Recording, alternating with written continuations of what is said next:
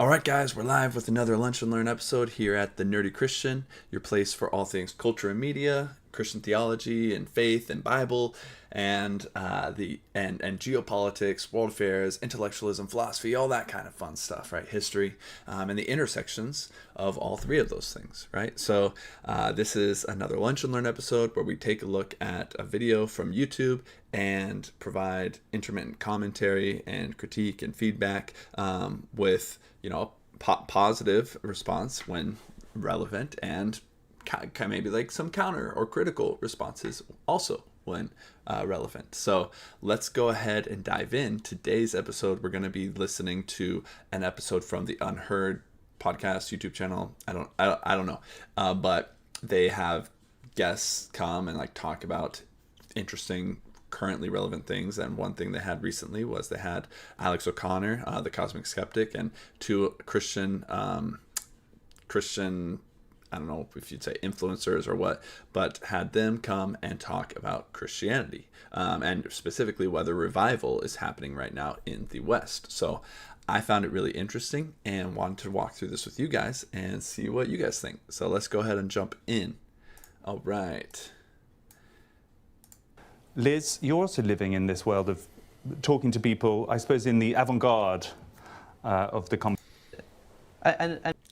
If the literature being read to the child isn't Okay. entertaining to the parent, Give me a moment. throw it I away. accidentally skipped way forward. And maybe she didn't even realise that herself. I mean, All right. or particularly the Church of Trying to England. make it full screen. I That's think all. it was literally under 1% for the youngest cohort. I mean, Feel free to leave really comments, felt like guys. it's vanishing entirely. If you guys have questions or comments or anything at any point, leave them in the chat, and I'll try and address them. Liz, you're also living in this world of talking to people, I suppose, in the avant-garde of the conversation. Do you share Justin's diagnosis? To an extent, I would say there is a definite shifting in the spiritual landscape. When I worked on religion programming for the BBC, and then I ran a religion think tank, and the analysis about where we were a decade ago, I think, was true and is no longer true. The social permission to talk about metaphysical yearnings, to explore spirituality, to be actively looking for sources of meaning and belonging, ways to steady ourselves in a turbulent world, has changed radically. You are much less likely now to get sneered at, to get shouted down, even if you say you go to church. I think interest in spirituality, driven by, frankly, climate anxiety, by the breaking down of our generational trust, the covenant of life paths, the way economics has changed, the way it's hard to root. There's all these multiplicity of factors that are leaving, I think, more people than 10 years ago thinking, okay, how do I live? What does this look like? What does wisdom look like? It may not be that I can do the, get a nice job, find a partner, buy a house, climb the thing. Normally the midlife crisis kicks in once you've done those things for previous generations. It's kicking in much earlier now because they're not accessible to them. There's the rise in psychedelics, absolutely enormous, I think, for changing the spiritual landscape and really changing how people think about what might be here. What is the world? What is it's really, for a lot of people that come to our little communities, just they're losing faith in materialism. They're losing faith in a kind of naturalistic narrating of what the world is. So huge, yes, spiritual openness. There's a kind of cultural existential crisis. Yeah, huge metaphysical midlife crisis at all ages. And I think we do see that Gen Z are much more likely to say that religion has got stuff to teach us about ethics. Like, I think there is an openness. The bit that I don't think has yet joined the dots is I don't think the church knows what on earth to do with those people, is quite hunkered down and high anxiety itself. In a lot of institutional crisis, a lot of Christians are not able to meet those questions with curiosity and openness and listening because of this kind of destabilized state that a lot of them in themselves.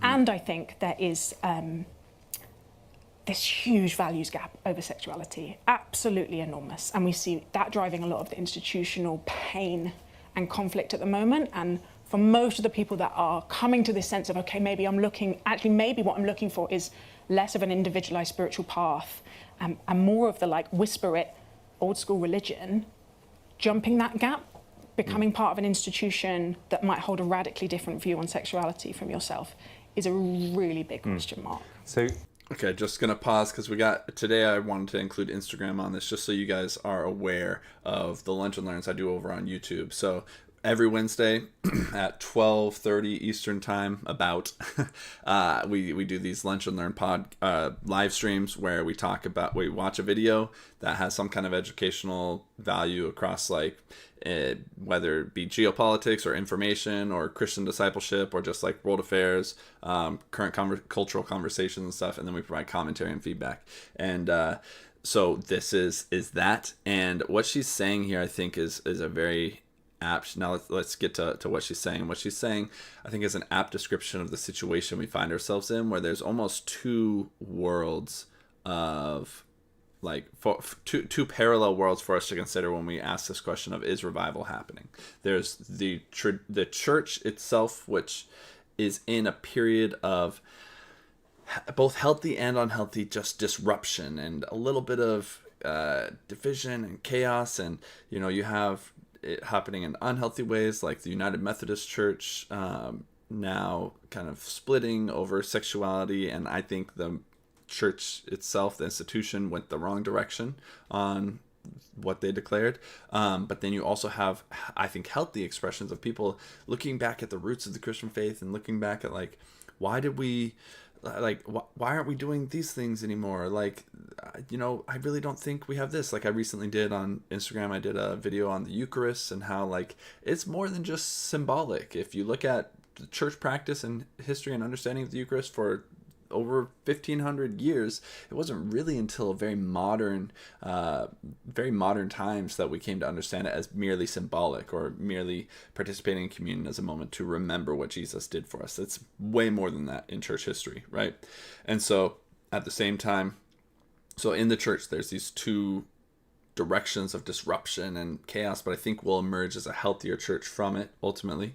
And then outside the church, there's this pendulum swing, I think, of people were in one direction of just embracing hedonism, embracing the world's sexual ethics, embracing me and my wife often joke about if you're watching a show these days, there will be a love interest, some chemistry between two characters, and they have a kiss, and then always it leads to them getting in bed together, or not in bed, but doing the deed. And we're just that's not how real romances tend to work, at least not for us, maybe for some people, but I don't think it's how they should work for sure. You should have some development of relationship instead of just jumping into the most intimate kind of physical expression you can have with someone just off the bat. But so all of that to say, there's been this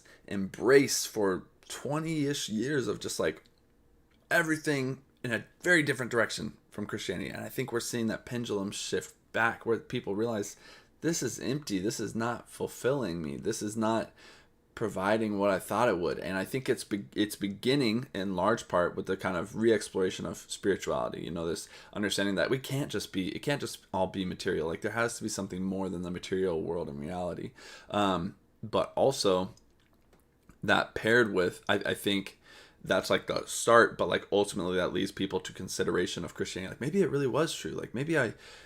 Maybe what my youth pastor said back then, was real, and maybe there is truth, and maybe Jesus was a person and is God and did die for me, and all of these questions start to come up, and I think that's happening for real. And I think people are recognizing that there's no fulfillment in a merely materialist understanding of the world, and as you begin to explore the spiritual, I think there's trails of breadcrumbs that lead you towards understanding Jesus and who he is. So that's the two landscapes. I think this section is titled Shifting Spiritual Landscape. I think there's this landscape within the church where there's this chaotic moment that I think will ultimately emerge from healthier, and at the same time we need to be inviting these people into that as they're coming back from this pendulum swing, largely socially, and starting to ask these real questions. And the danger is that the church disrupts to the wrong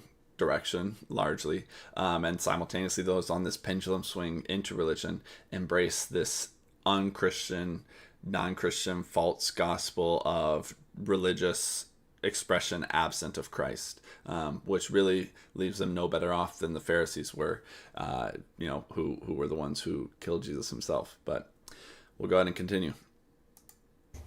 Alex O'Connor, the suggestion is almost that the market should be there for a Christian revival, but it's possible that the punters who might otherwise be going to church are going to places like your YouTube channel. I mean, you have nearly 1 million followers. We've just been together at a sort of talking festival, basically in Dissident Dialogues in New York, and Alex spent most of the day just talking. It was quite remarkable to see, walking around the crowd, and at every stage he had about 10 to 15 young men, mainly, who were gathered around him, waiting for you to carry on talking. It was like one of those etchings of kind of Socrates walking around the agora. Sounds a bit like Jesus, actually. Well. Followed by a group of young men. So are you an atheist, capitalising on a kind of misplaced Christian yearning? I'm an atheist, but so are most of the people that we're talking about. This is the thing. Of course, it's not really cool to be an atheist anymore. When new atheism springs up, which is essentially a publishing phenomenon, by the way, nothing more. There's sort of, what is it that's new about new atheism? Well, it's disbelief in God with all of the political stuff. It sort of is indebted to 9/11 for its existence, for example. It probably wouldn't spring up without that. And a lot of people, the biggest thing that I think people get wrong about this is they talk about it as if it's some kind of new phenomenon, this meaning crisis. Like the panel that you moderated, the discussion I had with John Viveki was finding meaning in a secular age, which is quite a strange thing to say, as if this struggle to find meaning, this chasm of meaning is something new. It's as if it weren't the case that Scripture itself is littered with examples of people desperately yearning for God, and perhaps the most concise and original formulation of nihilism that can be found in written text is in Ecclesiastes. This isn't a new thing. Like, what's actually new here? Well, okay, Richard Dawkins publishes The God Delusion in 2006, and since then people are getting more depressed. Young people are finding it difficult to foster meaningful conversations with each other and have communion with each other, and they're staying indoors and isolated. They're not getting together because they're not going to church. Maybe. What also happened in 2007? The invention of the iPhone.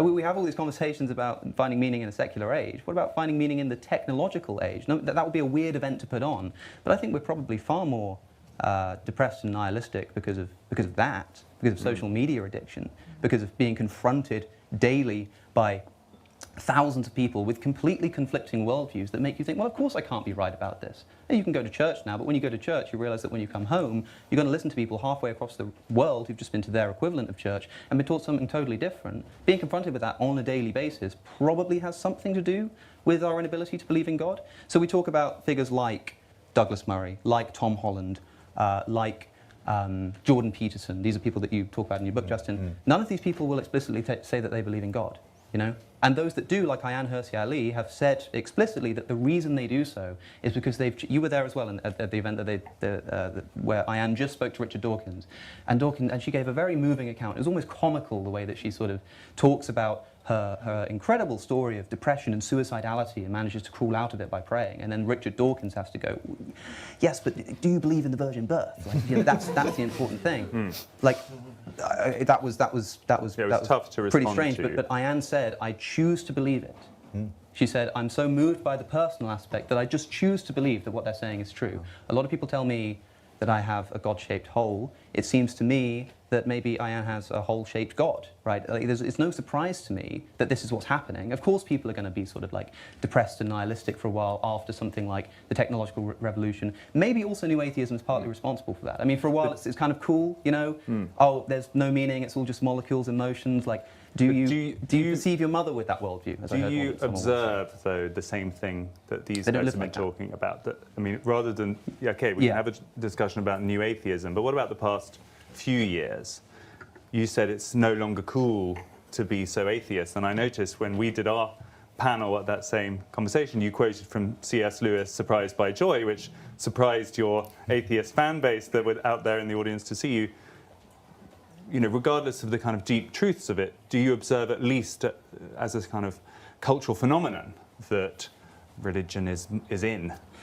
Religion is, I think, like Liz says, is just less condemnable than it was 10 years ago, because we were in the midst of, as I say, a publishing phenomenon where people were sort of talking about it casually in the pub. If you turn on like Fox News, people would debate.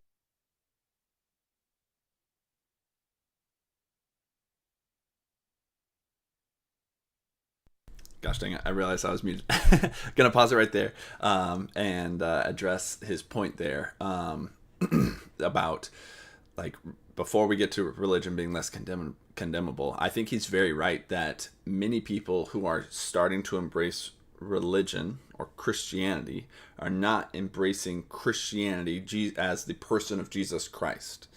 He rightly pressed, so Alex had Jordan Peterson on his podcast recently and rightly pressed him on, like, do you believe in Jesus? Like, Jesus as God died on the cross for your sins, forgave you, not in the value of myths or anything like that, but do you believe in him?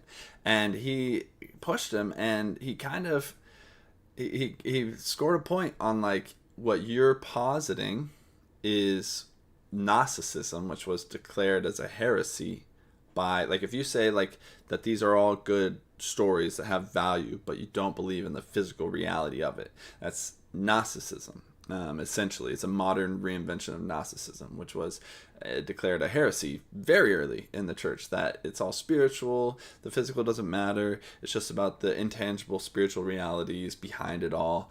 And I think a lot of modern culture right now is in this Gnostic in-between, where we've realized that religion, specifically the Christian religion in the West, has value, and we've begun to return to the tenets.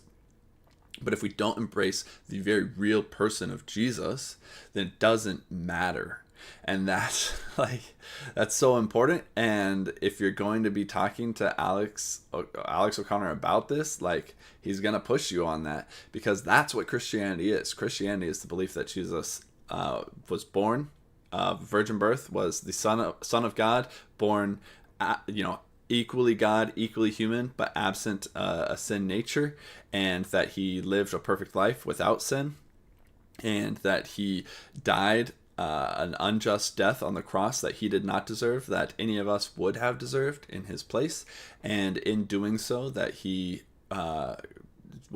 provided a sacrifice for the forgiveness of our sins, and that he rose again from the dead, very, very real resurrection, physically rose from the dead, displaying his divinity, his conquering of death and sin, and allowing us to be reconciled to him as God through his work. And that's Christianity. And if you don't believe that really happened, you might think Christianity is a good idea, but you don't believe in Christianity. And I think that's where a lot of culture is right now, where, especially in, like, the kind of right-wing evangelicalism, Christianity is popular again as an idea, but in terms of actually following Jesus as Lord in our lives, I mean, just look at this Haktua girl.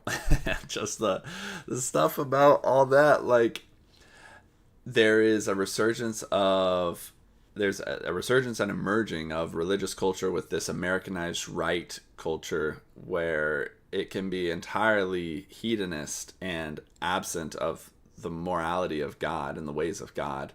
But but these are good ideas, and we think there's value in them, and we want to put these scriptures in schools and stuff because they're ethically valuable. It's like, dude, that's empty if you don't have Jesus at the center of it. So rant over on that front, but I think that's an important point to make. And Alex rightly, I think, identifies that a lot of Christianity right now is not properly doesn't have a proper foundation in the truth of the gospel, or the claims of the gospel. Debating evolution in schools. Now they're talking about school bathrooms, right? Like, it's very commonplace to go into we could walk down to the Westminster Arms around the corner, and you probably find people talking about woke culture, gender ideology, this kind of stuff. People are just talking about it at the pub in a way that they're not talking about religion anymore. And that means that the only people who are left to talk about religion are people who are reflecting on it properly. It's not just part of the sort of cultural zeitgeist. So who's left to talk about it? People who've put enough thought into it to recognize that it's too simplistic to just say, oh, that's stupid, you must be an idiot to believe in that stuff. It doesn't necessarily mean that people have sort of shifted their opinion. If you went into the Westminster Arms and said, I know no one's talking about this, but what do you all think about Christianity? They'd probably say, oh, I don't believe in any of that kind of stuff. I think the same thing would probably be the case. It's just that less people are talking about it now. I disagree. I think there has been a genuine shift in general openness to supernatural claims in that sense. So I think it is easier to talk without embarrassment about religion. I think it was much harder in the heyday of New Atheists because it was just, the cool kids were the Sam Harrises and the Dawkins and so on. And I just feel like, partly because of the influence of some of those people you've mentioned, Jordan Peterson, Tom Holland and others, who have just sort of said, A, New Atheists really overreached, and B, it turns out we all basically need religion at some level. We're all kind of intrinsically religious.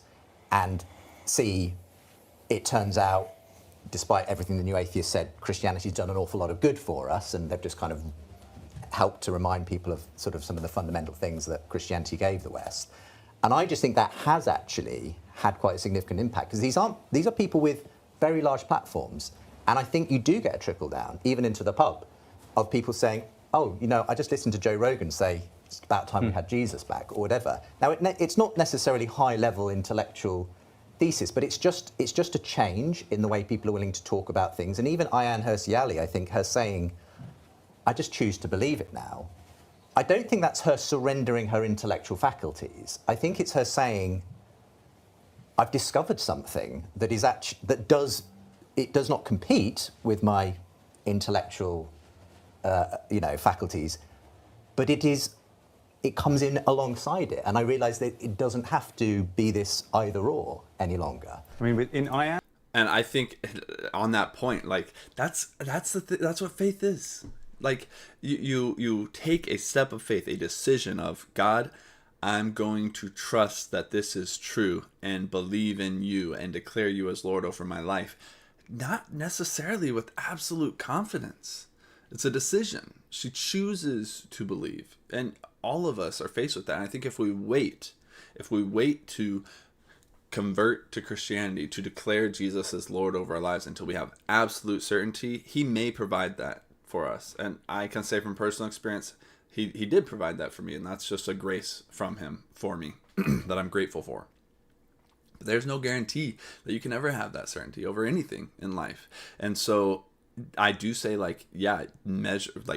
measure the options available, be discerning. I don't want anyone to stumble into, I would love for people to stumble into Christianity because I believe it to be true, but I understand not wanting to just stumble into a belief system altogether. But at some point, you're going to have to make the decision to believe in Jesus Christ, and that's what it is to have faith. So, continuing. In Anne's case, what's interesting is that her first essay that she wrote here, UnHerd, sounded more political. It was a kind of sense that the West, as a collective society, is without moral foundations, and if we're going to find a way to rejuvenate, we need to rediscover Christianity. And then her subsequent accounts of it, which she started talking to me, and then I thought particularly a few weeks ago, were much more personal, where she talked about having had a really, really terrible period and how it helped her get out of it. So she is the kind of fusion of the political Christian and the faithful spiritual Christian. Can we really separate those two things, do you think? This question of more political Christianity or a sort of pragmatic decision to resurrect Christianity because we seem to be screwed without it, versus actually engendering kind of authentic spiritual revival in individuals? I wouldn't see it in such binary terms as that. I think what we're seeing is the falling away of the myth that we make decisions based on arguments at all, really. I think there's very good evidence that we come to our conclusions about things based on the relationships that we're in and the people that we trust and the stories that make sense to us. The idea that Christians or atheists or anyone in between is going, right, where's the logic here? Let me just plot this on a spreadsheet. Okay, that's the path that I'm gonna use to lead my life. It's just bullshit. And Christians, I think, bought that lie for a while and decided if we can just meet these arguments, if we can just come up with a cosmology, if we can just make this neat and tidy and palatable for this very thin, narrow definition of reason, then we'll be able to persuade people. There are possibly some people whose formation means they think in maths, essentially, who might need that. Most of us don't. People who have had a broad attention to the world, who are, I think, trying to live wisely and deeply, know that our decisions are made, and these deepest decisions about who to love, these things that define our lives, the things that we say at our funerals are existential and emotional and embodied and relational. And so the sort of new nonsense, new atheist moment, and I include some Christians in that, has ebbed, and what you're left with is the truer thing. That we as humans, actually, most of us long for unconditional love, and we long to be seen, and we long to be known, and we long for a deep intimacy, and we long for our lives to mean something, and we long to be part of a story bigger than ourselves. And that's hard to find on your own. And even if you are going because you're like, okay, it's not working politically, even if you're going because you're like, okay, we can't base morality without this, even if you're going because you've decided that the anti-Muslim rhetoric, which I find very troubling, is right, eventually, if it's going to be anything real to you, you have to drop down to that level. And you see UnHerd Ali doing that in a way that I think is so courageous and so humanizing and so vulnerable. And I am grateful for it. Amen to that. I think so many people come to Christianity, come to truly an encounter with Christ when they just reach the end of themselves, and they're just like it becomes no longer intellectual even. It's just a matter of like, I don't know, God, like this seems to maybe make sense.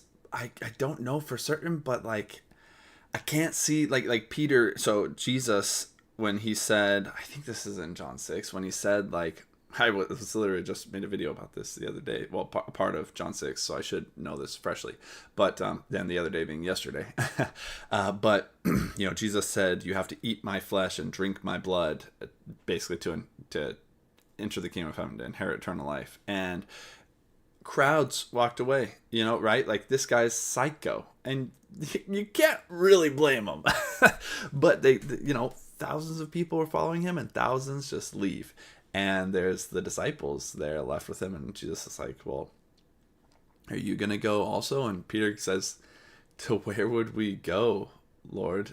And that's when you reach that point where you're like, Jesus, I'm in on you because I don't know where else I can go. There's a deep vulnerability and just spiritual humility and truth and value in that. And I think that's like the prime place to find ourselves, to where it doesn't always have to make sense. We don't always have to understand everything. We can have questions.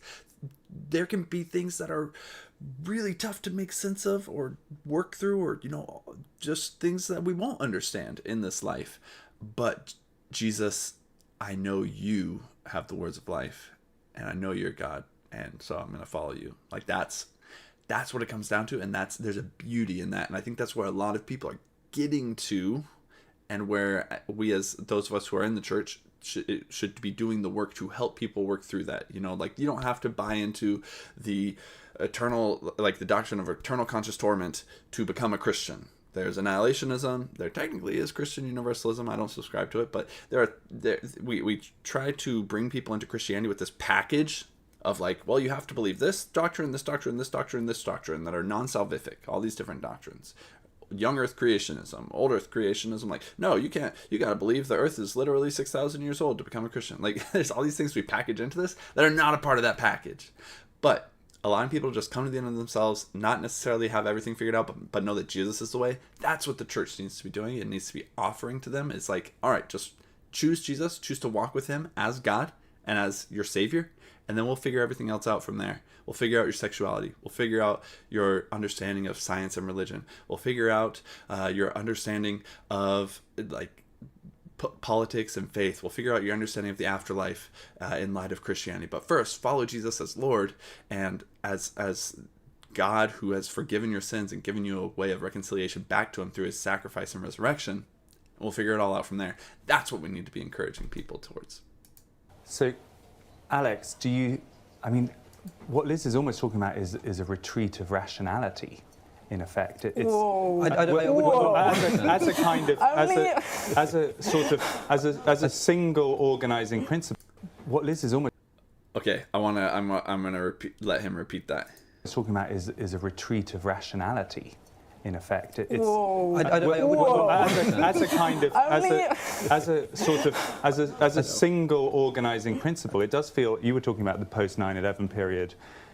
There was this, the politics was also very kind of rational. There was this sense of this. Can I just say a proper and needed broadening of the definition of rationality is what I would say. Yeah, along with some of the groaners, I think that might have been an unfair characterization of what was just said. Alex. I think I basically agree in that there is an inappropriateness in bringing questions of essentially empiricism and maths into questions of meaning and narrative. It's as inappropriate as me walking into a science lab where somebody's trying to figure out how many molecules are in this glass in front of me and me saying, I can help you with that, here's a nice poem.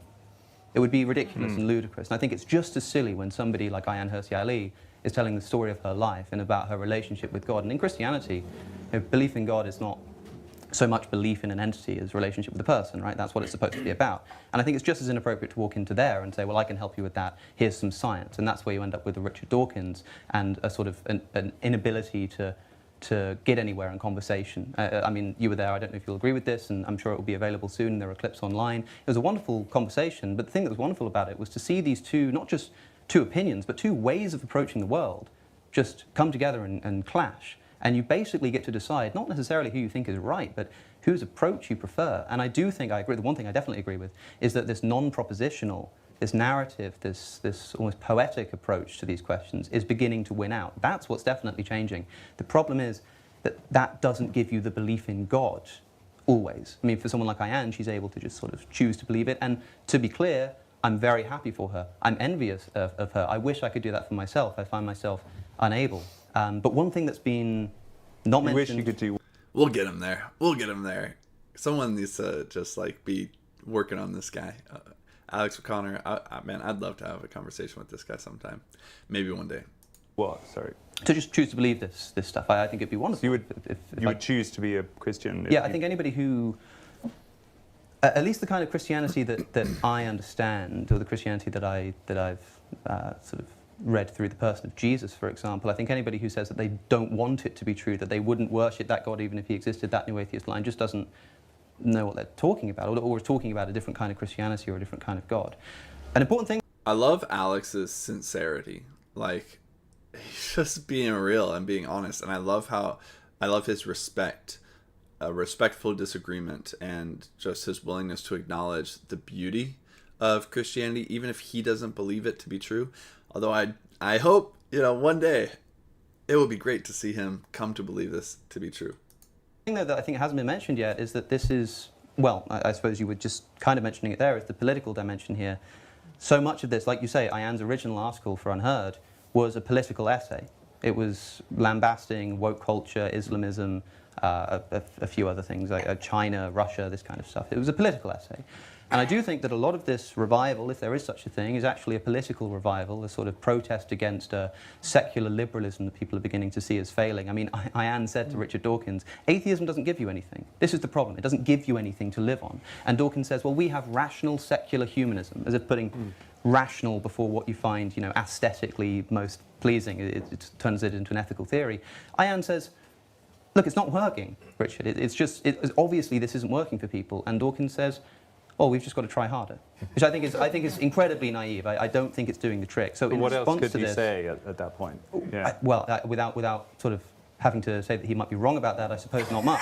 but I do think he's wrong, is what I mean to say. I think he's wrong about that. I don't think that secular humanism is going to get you very far. That's why you have this weird, you said secularism earlier, Justin, and it's like people often conflate secularism and atheism, but it's funny how, while atheism might not decline, I think secularism might. You might end up with a bunch of atheists who still want to live under a sort of Christian society, which is a quite strange phenomenon. But that means that this is tied up with a political revival of ideas against people who are people are getting fed up with what they perceive as a liberal elite. They're getting annoyed about that. They're upset about mass immigration, and so they start sort of trying to find an ideology which is going to be able to protest that. So you mentioned Douglas Murray, for example, and how he sort of likes Christianity and sort of is Christian adjacent. And I have to ask, why do you think that's the case? Do you think it's because he sat in a room and prayed and felt something moving within him, or do you think it's because he's not very happy about the way the country's going? And if that's the case, I don't think he does describe himself as a Christian, though. no, he's not a Christian. Unlike, But the reason why he would say that he sort of likes Christianity, or the reason that he goes to church,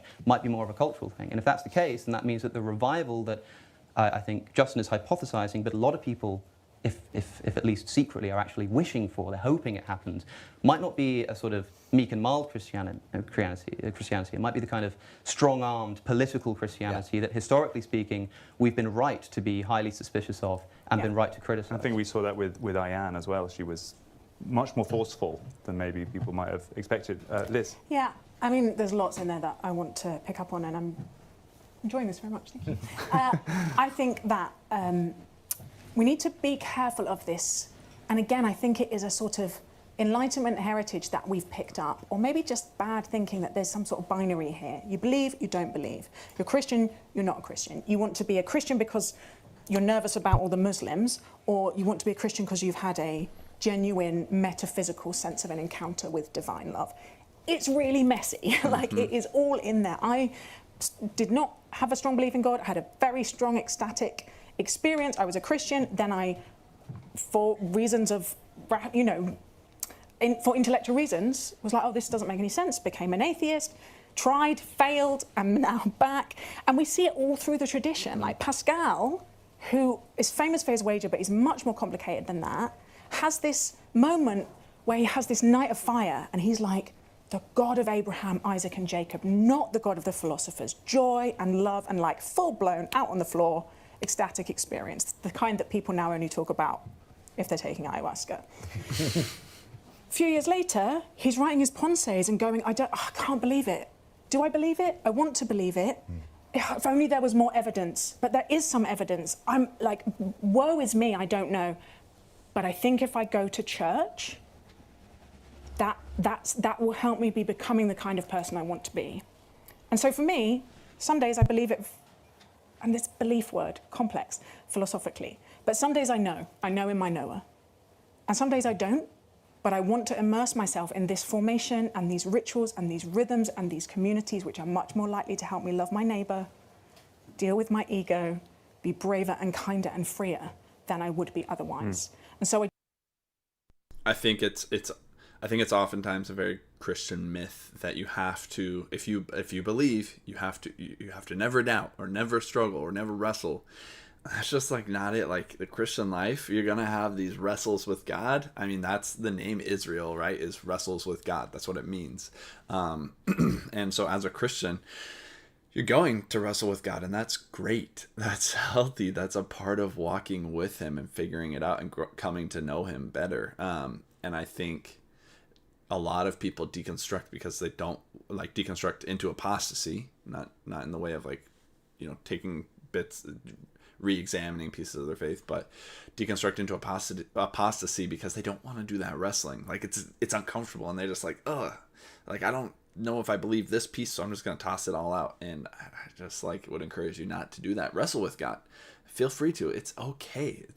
He can take it, and it's okay to wrestle with Him as you figure things out. I just think that, like, is it real? Is it real belief, or is it political? Humans are messy. It's not as clear as that.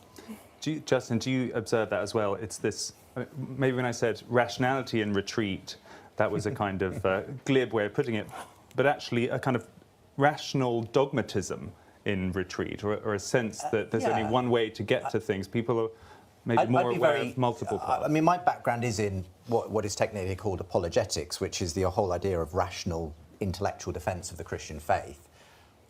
And the issue is that sometimes we can be really down on reason and the Enlightenment and all the bad things it's brought us.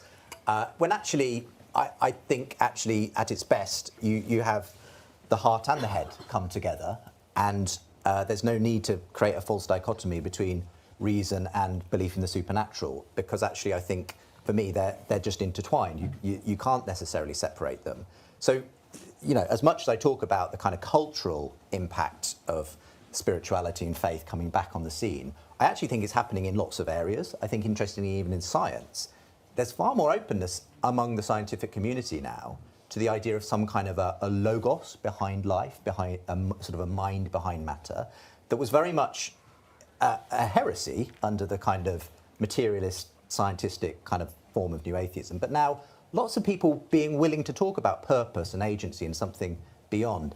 So I feel like it's like the defences have come down a bit, just to say maybe the world is stranger than we allowed ourselves to believe, because the fact is the scientific materialism is itself a worldview. It is a form of faith, in my opinion, that is not supported by the evidence, if you like. It's an assumption about the way the world is, which has not been shared by the vast majority of people before and probably won't be in the future. And we live in this strange moment where it sort of became quite a dogma among the sort of a certain part of the scientific community.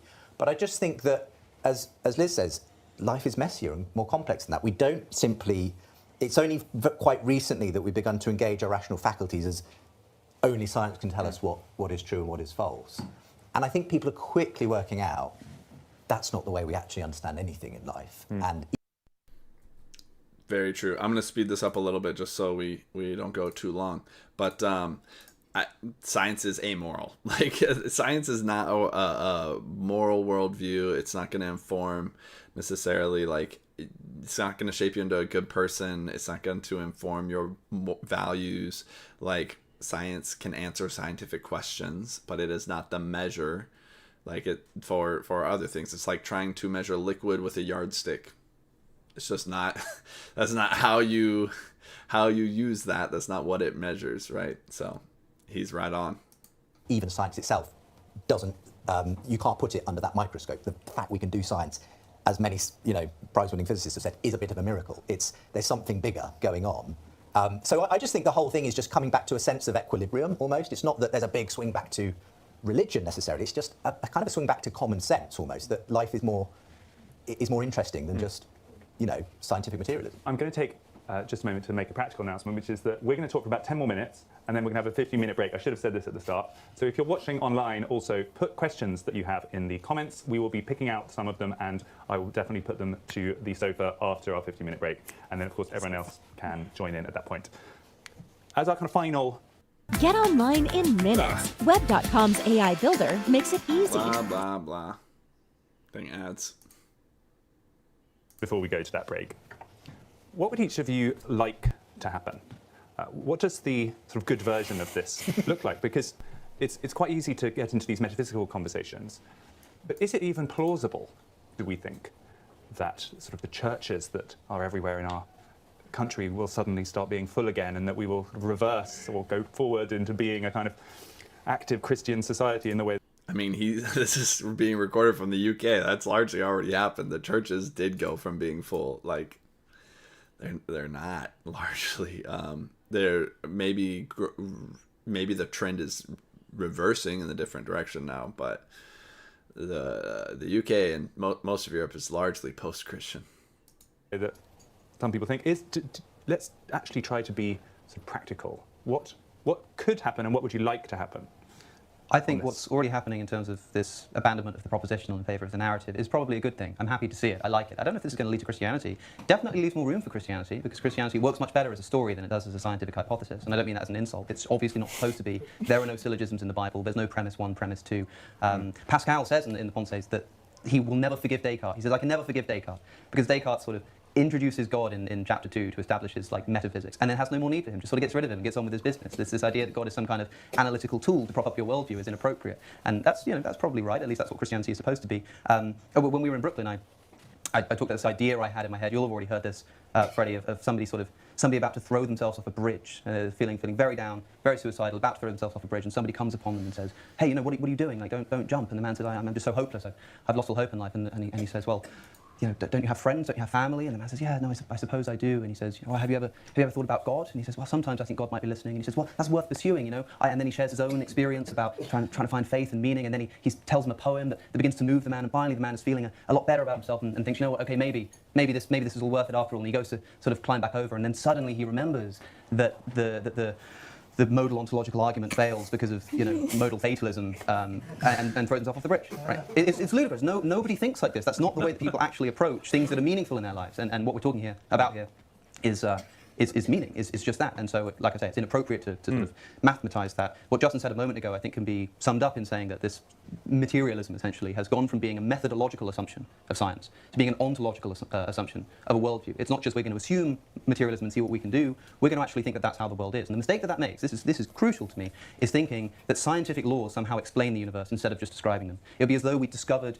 a book of Shakespeare's sonnets and said, how did that get there? And we say, I don't know. And I start studying it, and I say, well, look, I've just discovered, like, it follows this rhythm, da da da da da da da da da da da da da da. And I'm going to call that iambic pentameter, the law of iambic pentameter. How interesting. And I've also discovered this law that at the end of a sentence there's usually a little dot. That's the law of punctuation, and how after that there are two types of letters and the big letter comes next. All these laws that I'm discovering. And someone says, well, where did the book come from?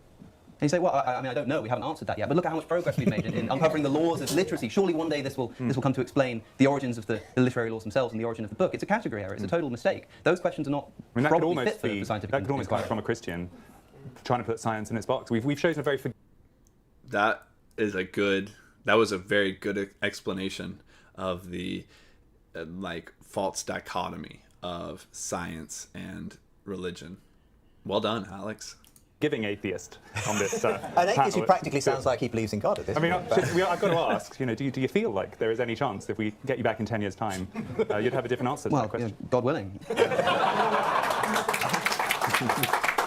Justin, I just want to add, yeah, that was very well formulated by Alex. I think he'd make a pretty dang great apologist if he ever came to an authentic faith in Christ. I think he's making the proper, this is a pit that many Christians fall into. He's making a proper analysis of the situation. You have many Christians trying to argue young earth theory and, all these scientific things. And sometimes it works out kind of, sometimes it doesn't, but it's just the wrong focus, I think.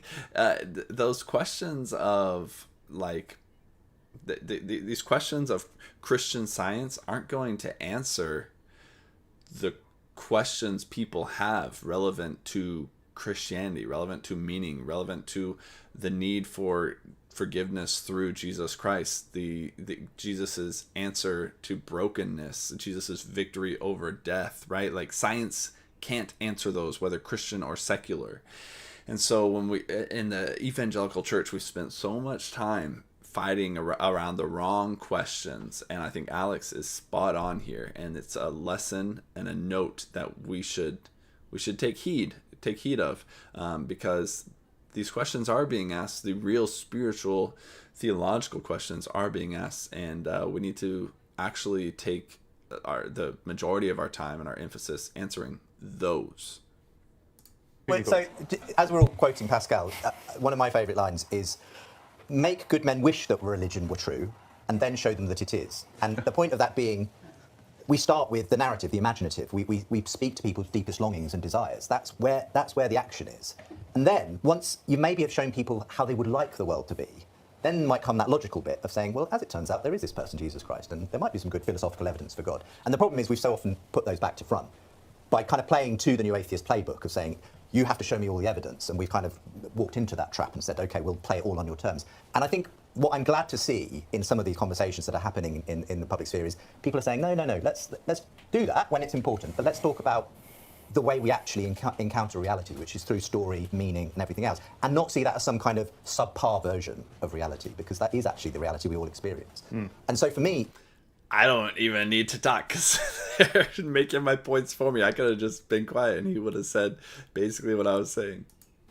My hope is that the church, in its fumbling way, will start to do that again and start to actually help people to see why they would want this story to be true.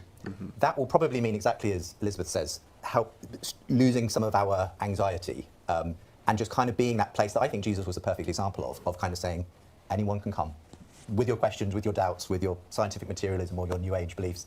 And there's a kind of an open table to kind of just sit down and talk about these things. That feels a bit like a sort of pie in the sky sometimes when you look at the state of the church. It is very racked by division and problems. But at the same time, I had a text message this morning from a Baptist minister somewhere near Bristol who just said, Justin, I've read your book and the funny thing is, something has changed in the last 6 months. I've just had a meeting with a number of my Baptist friends, and they're talking about people coming into church in ways they've never seen before. Someone who literally had a dream about John the Baptist, then saw a church named after John the Baptist, went in and is now baptized. And they said, I've never seen that in 35 years of being a Baptist minister. So I just wonder whether, as I say, it just feels like something has changed. And whether the church will probably do a terrible job at capitalizing on it. But I believe in a God who uses really rubbish people and actually does some quite extraordinary things. So I'm full of optimism that perhaps, yes, the church is not dead and there might be a future for it. Liz, I'm going to give the last word before we go to our break to you. I just wanted to throw one thing in, which is the Russell Brand phenomenon. You had him on your podcast pretty early. That was a sort of early sign that he was going to be a Christian. He came on The Sacred. What was that, I was 2 on years? his podcast. You went on his podcast. It's just a surprising place for someone like that to end up to most observers, or maybe it shouldn't be. To what extent is it those kinds of things, the power of testimony, of sort of individual examples, the kind of story you're telling in your book, that is going to make the difference? I think that's always what makes the difference. People want to know, does this help with the pain of being a person? You know, that actually testimony is the way the church has always held out this word of life, saying, not I'm better than you, not I'm pointing fingers at you, not I'm judging you. Come and see. The woman at the well, come and see this person who told me everything about my life and has offered me life. Like, if it's not liberating us and steadying us, and I think crucially in these times, helping us learn to love our neighbours as ourselves, rather than let ourselves be increasingly divided just when we're going to need each other most, then what good is it? Like, I believe it's true. I believe the Spirit comes and helps us with that. But the reason I think we are going to see a much longer tip back to actual religion rather than just spirituality, you know, bracketing out the work of God in the world, which I don't want to, but for the sake of this argument, is that we're really going to need each other. Generative AI is about to upend our economy and our livelihoods and everything we knew how to do. The sea temperatures are terrifying. Like, we have got to find a way to live better and more justly and more wisely and more lovingly. We really do need each other, and these are the practices and the rituals and the stories and the communities which at their best can help us with that. Okay, ladies and gentlemen, it's been a fascinating 45 minutes. I'm conscious that we've been quite pro-Christian in this panel. Even our skeptic has been quite generous. So if we have any actual firmly believing atheists in the room, we'd love to hear from you as well, or online. Do send in your questions. I'm actually going to start with Dan. Okay, we'll go through a couple of these questions. We'll get this stream up to an hour, and then we'll go ahead and close it out. But I hope you guys have enjoyed this episode of the Lunch and Learn. Again, every Wednesday around 12:30 Eastern time, I go live. These all go up on the YouTube as well, both live and then as the live recording under lives on the Nerdy Christian Pod. So you can watch through. If you just caught a bit of this, you can go watch through that whole thing later today or at any point after. Again, this is from the UnHerd podcast episode, Christian Revival. Well, UnHerd podcast, YouTube channel, whatever. Christian Revival, Fantasy or Reality was the episode name. So, Raven, who has been watching on Twitter, and he asks, which I suppose many people might ask, what about fostering a sense of civic morality that can be taught to children by emphasizing a principle of secularism in public life? So this question that, you know, we're all sort of discussing whether Christianity is going to save the day. Lots of people might just prefer a more effective secularism. Secularism doesn't really have embedded in what? And I think Alex O'Connor is about to address this, that secularism doesn't have a moral, like a moral standpoint to bring, because it's amoral. Secularism is not moral or immoral in and of itself. It's just a different category. But when we try to make it an entire worldview, that's where you get into problems. People might just prefer a more effective secularism. Secularism doesn't really have any content, though, does it? I mean, secularism is really a political concept rather than a moral one, and it tells you what you're not allowed to do, not what you should do. Yes. And so when people say things like rational, secular, humanism, I kind of think these might be almost meaningless terms. I mean, humanism is probably the most meaningful there. You sort of know what's being gotten at. But what does it mean to have a secular morality? Does it mean to have an atheist morality? Because if that's what you mean, then fine. What you mean is some kind of moral system without God, which, you know, people have tried. There are tons of philosophical systems that might provide that. But why the use of the word secularism? You know, secularism is a political thing. I don't think it really is suitable to the world of like moral ontology. I don't know. Maybe I'm just I wrong think about maybe a lot of people. Tom Holland talks on this, and he talked about it in one of our lunch and learns previously that we went over a talk from Tom Holland. He talks about how secularism is a uniquely Christian invention, actually, of the Christian West, in which you recognize that, like, within Christianity is not supposed to be tied to the state and politics and these different things, and that's an understanding of religion that's unique to Christianity. You have Hindu nationalism making a resurgence in India, where for most of history, Hinduism and religion have been, or Hinduism and the entire Indian identity have been kind of hinged together, right?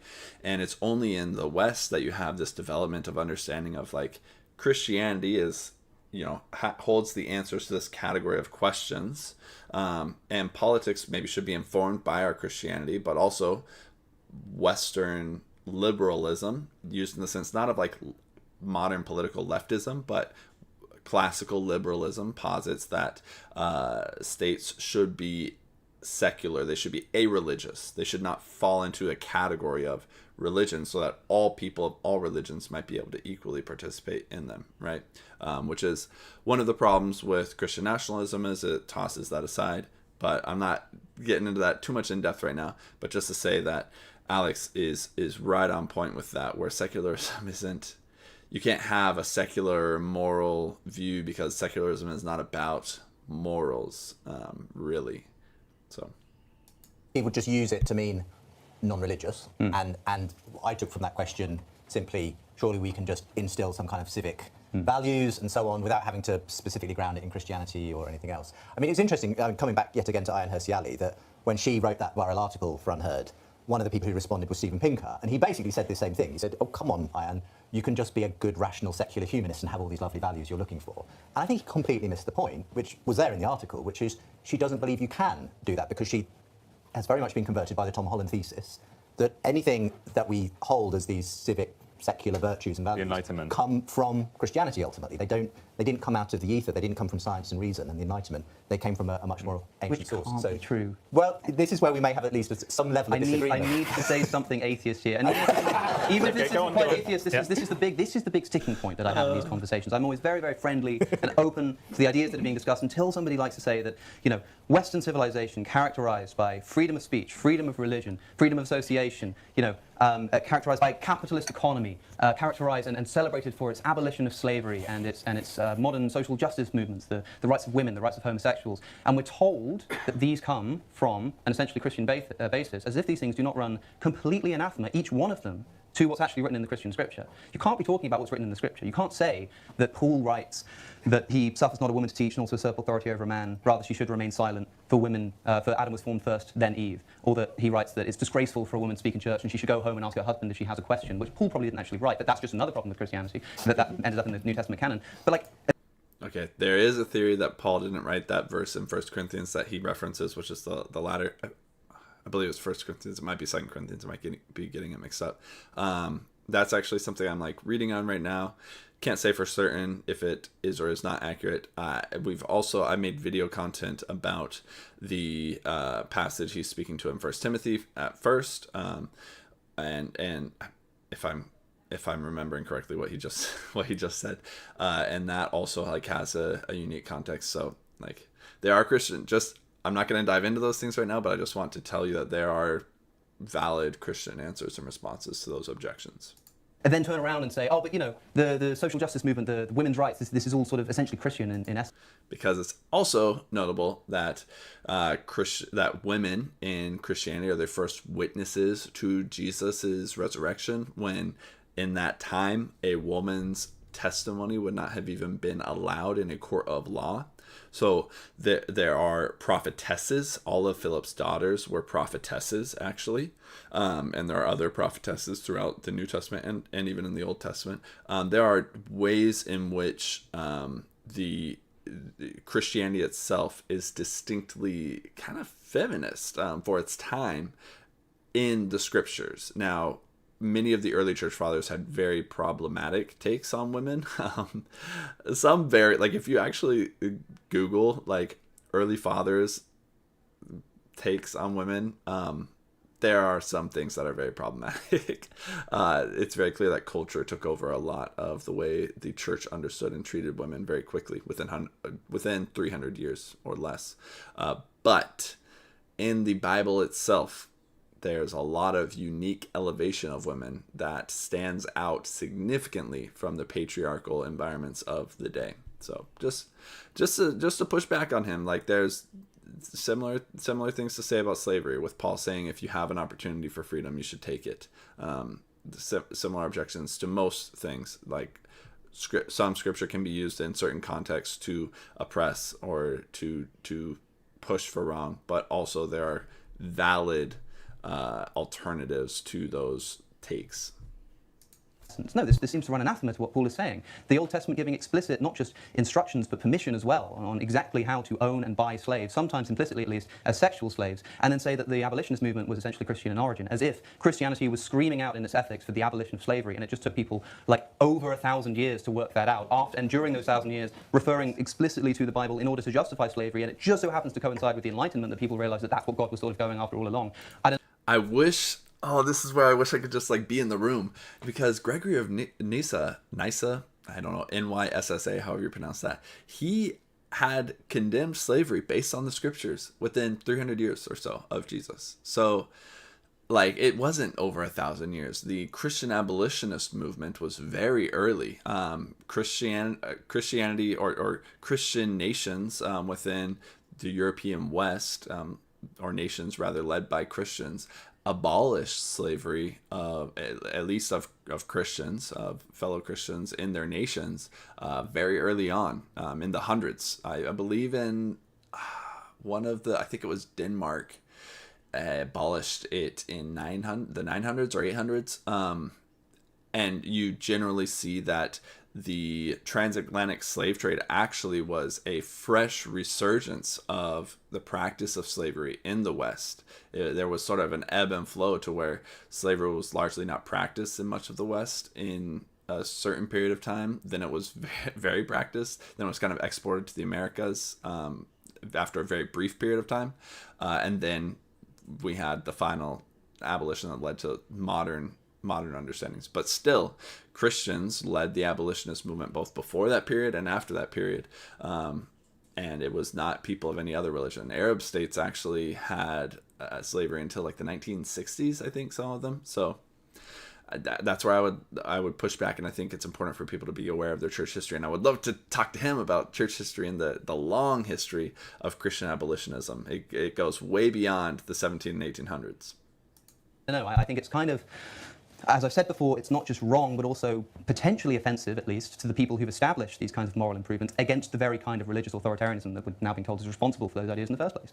Well, if we had Tom Holland here, he would definitely mount a rigorous defense of his. I'm going to leave it for a moment. You can let that stew if either of you want to defend the Tom Holland thesis. And let's get a question from the room. First of all, do put your hand up if anyone has a question from an atheist point of view. And if there aren't any, or I can well understand that. Here we are. You guys, here we are at minute 45. If you want to go to check out the rest of this live, we're going to go ahead and call it as we're just past the hour mark for our Lunch and Learn live stream. But thank you to those who joined. Feel free to leave questions in the comments that you might have, or things that you felt were addressed fairly or weren't addressed fairly. Feel free to call that out. And I hope to see you guys in our next Lunch and Learn episode next Wednesday at 12:30 p.m. Eastern Time. And maybe get some live questions or comments in the chat. But thank you to those who joined today. This was a fun conversation. And until next time, goodbye.